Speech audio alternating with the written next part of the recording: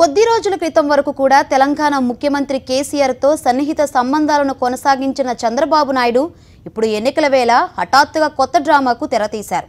చంద్రబాబు నాయుడు స్క్రిప్టుకు అనుగుణంగా డైలాగులు చెబుతున్న జనసేనాని సైతం తెలుగు ప్రజల మధ్య చిచ్చు రేపేలా వ్యాఖ్యలు చేస్తున్నారు. చిత్రం ఏంటంటే చంద్రబాబు మాదిరిగానే పవన్ కళ్యాణ్ కూడా నిన్న మొన్నటి వరకు కేసీఆర్తో సన్నిహితంగా ఉండడానికి తెగ తాపత్రయపడ్డవారే.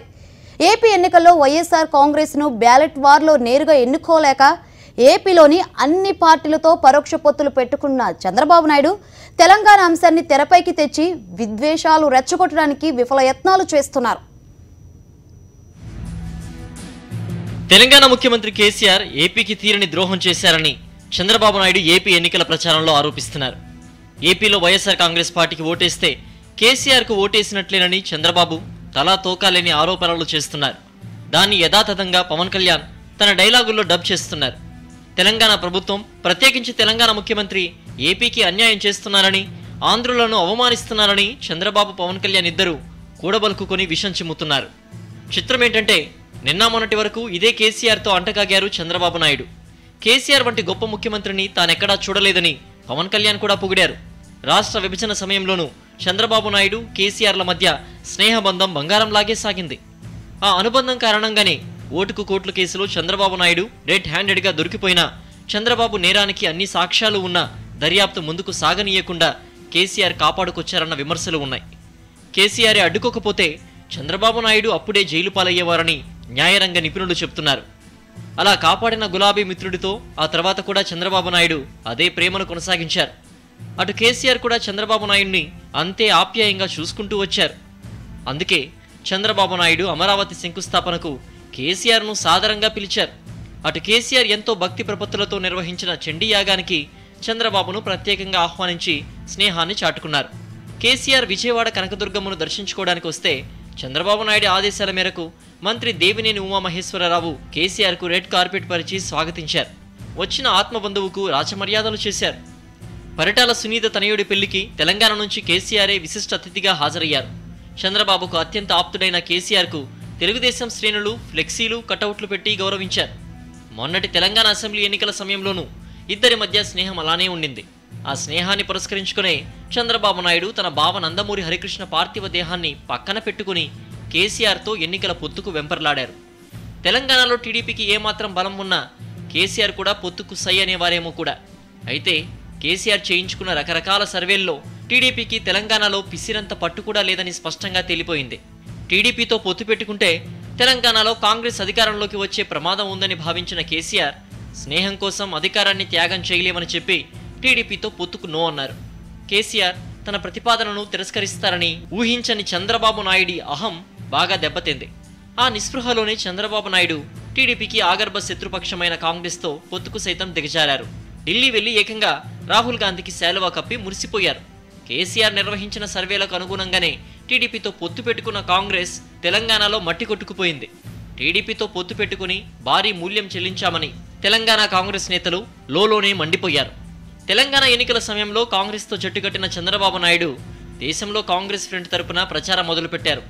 అయితే తెలుగు రాష్ట్రాలతో పాటు మొత్తం దేశానికే కాంగ్రెస్, బీజేపీలు ప్రధాన శత్రువులని, ఆ రెండు పార్టీల పాలనలో దేశం అధోగతి పాలైందని దేశంలో చాలా పార్టీలు అభిప్రాయపడుతున్నాయి.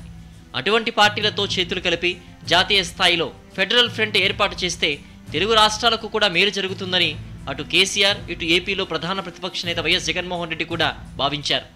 ఎందుకంటే ఆంధ్రప్రదేశ్ను అడ్డగోలుగా చీల్చి ఆంధ్రుల ఆత్మగౌరవాన్ని ఉక్కుపాదంతో అణచివేసిన ద్రోహి కాంగ్రెస్ అయితే ఏపీకి ఇవ్వాల్సిన ప్రత్యేక హోదా, ఇతర విభజన హామీలు నెరవేర్చకుండా మోసం చేసింది బీజేపీ.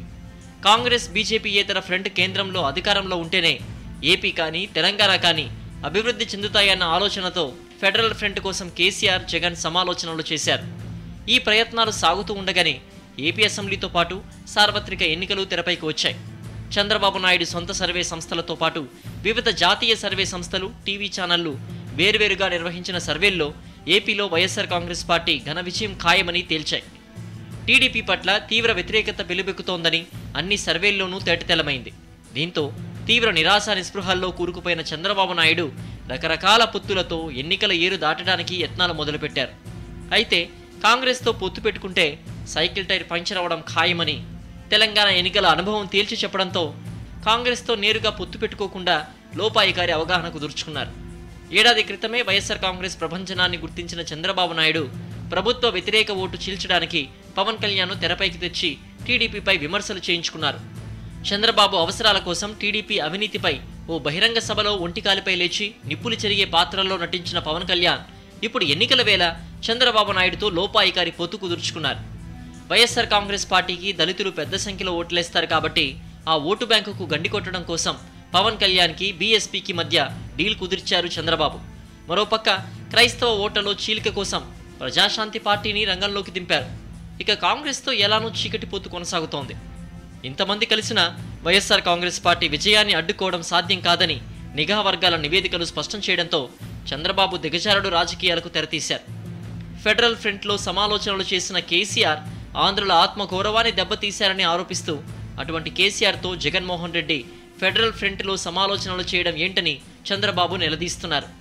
ఎప్పుడో తెలంగాణ ఉద్యమ సమయంలో కేసీఆర్ ఆంధ్రుల్ని అవమానిస్తూ వ్యాఖ్యలు చేశారన్న టీడీపీ ఆ వ్యాఖ్యల్ని ఇప్పుడు కోల్డ్ స్టోరేజ్లో ఉంచి బయటకు తీసి ప్రజల మధ్య ప్రాంతీయ విద్వేషాలు రెచ్చగొట్టే దుర్మార్గానికి పాల్పడుతున్నారు. కేసీఆర్ ఆంధ్రుల ఆత్మగౌరవాన్ని దెబ్బతీసి అవమానిస్తే అదే కేసీఆర్తో చంద్రబాబు నాయుడు నిన్నమొన్నటి వరకు ఎందుకు స్నేహంగా ఉన్నారో చెప్పాలంటున్నారు విపక్ష నేతలు.